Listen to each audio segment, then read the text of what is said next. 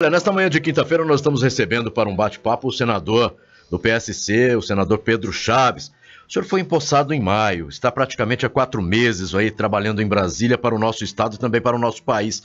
Qual a sua avaliação, senador, depois da cassação da ex-presidente Dilma e do ex-deputado Eduardo Cunha? Agora o Brasil começa a tomar rumo. Bom dia, é um prazer recebê-lo aqui no Tribuna Livre. Bom dia ao Marquinhos, bom dia ao Sérgio Cruz. Quero agradecer pela oportunidade de estar presente aqui na Rádio Capital, programa Tribuna Livre, que é líder de audiência em todo o estado de Mato Grosso do Sul, e estou inteiramente à disposição. Quanto ao período pós-impeachment da Dilma, na verdade o panorama é bastante diferente. Primeiro, um aumento de credibilidade por parte dos investidores estrangeiros em relação ao Brasil, porque nós estamos atrás da segurança jurídica, e isso não existia anteriormente. E eu noto, inclusive em todos os eventos que eu vou, que há uma esperança da população brasileira. É óbvio que é um grupo pequeno, a militância, que não se conforma com esse ato, mas a grande maioria dos brasileiros, os grandes investidores, as grandes empresas, estão bem confortáveis e estão dispostos a investir mesmo no país, aumentando o nível de emprego, aumentando a renda. Acredito que a partir de agora teremos novos tempos e logo retomaremos realmente o desenvolvimento. Em conversa com o Meirelles, inclusive ontem, eu tive a oportunidade de discutir alguns assuntos, que sou economista, e ele estava dizendo que nós já paramos de descer do PIB. Ele tem uma expectativa de que já em 2017 vamos ter um PIB positivo, porque em 2016 o PIB foi menos 3,8%. Nós acreditamos que já em 2017 ele possa chegar a 1,2, 1,3. Senador, na recente entrevista concedida nesse programa, antes da sua posse, o senhor disse que ia fazer um levantamento, primeiro, das coisas deixadas pelo senador que o senhor substituiu, o Delcídio do Amaral, relativas a Mato Grosso do Sul. Já deu para fazer esse levantamento? O que sobrou para Mato Grosso do Sul? Foi um maravilhoso o trabalho que eu fiz, porque eu tenho uma relação muito próxima do presidente da República, do nosso querido Michel Temer, e ele tem nos recebido muito bem, e lá a primeira coisa que eu reivindiquei foi que todas as emendas deixadas por Delcídio fossem recuperadas. Algumas estavam praticamente perdidas, e recuperamos todas elas. Eu falei com ele me encaminhou para o ministro Padilha, que é da Casa Civil, para o GEDEL, e eu já aloquei recursos, por exemplo, para o Hospital do Câncer, R$1 milhão, para a Santa Casa, R$1 milhão, para mais de 16 municípios, mais R$2 milhões, para Jardim, 8 milhões. Então nós estamos recuperando todas essas emendas, de sorte que eu, como municipalista, eu tenho essa grande preocupação de ajudar realmente o pequeno município, que não tem arrecadação, ou melhor, a arrecadação muito baixa, com essa crise, ele teve um problema grave do repasse do Fundo de Participação dos municípios. Então, com isso, nós estamos recuperando e já alocando recurso para todos eles. A parte mais difícil do empréstimo concedido pelo BID a Campo Grande foi exatamente a aprovação pelo Senado, né? Exatamente. E agora, como é que vai ser, Senado? Por 56 milhões já aprovados, e como é que vai ser para o município meter a mão nessa grana aí? Esse acho que foi um trabalho bastante grande, não só meu, como dos meus assessores do meu gabinete. Eles estavam no Ministério da Fazenda praticamente quase arquivado. Eu consegui recuperar, falei com o ministro, ele encaminhou para o chefe de gabinete, os assessores, conjuntamente com os meus, estudamos. Depois de sanar problemas delicados, que era problema de documentação, alguns pontos de garantia, contrapartida, nós conseguimos recuperar esse projeto. Ele foi encaminhado para o Senado, sob a nossa orientação, foi diretamente para a CAI, né, que é a Comissão de Assuntos Econômicos, e de lá nós levamos no mesmo dia, que é coisa inédita no Senado, levamos no mesmo dia para o plenário e conseguimos aprovação por unanimidade. Houve muito questionamento em relação ao projeto, porque na verdade é uma esperança muito grande, esse recurso, que são 56 milhões de dólares, apenas a 3% ao ano. E significa a revitalização do centro da cidade. de Campo Grande. A Rua 14 de Julho, a Calógeras, a 13 de Maio, a Rua Aquidauana, a rodoviária, a ferroviária, todas elas serão abrigadas por esse projeto. Vai transformar o centro de Campo Grande num ponto de lazer, num ponto de entretenimento, num ponto vital de comércio intenso.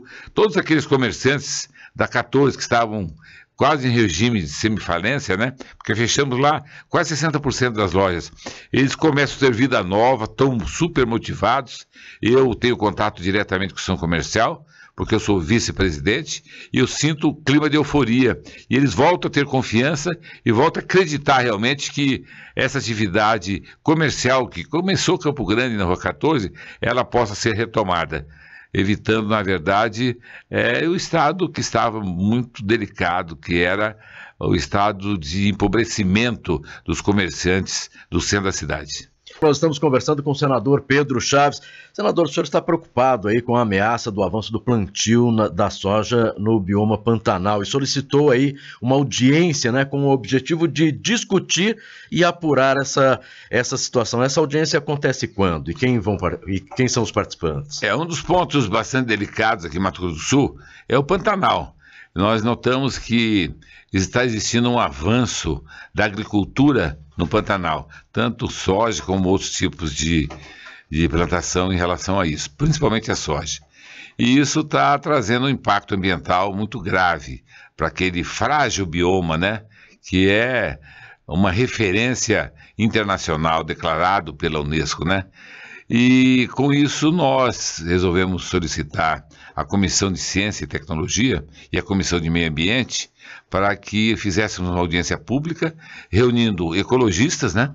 E reunindo produtores rurais, para que haja um equilíbrio.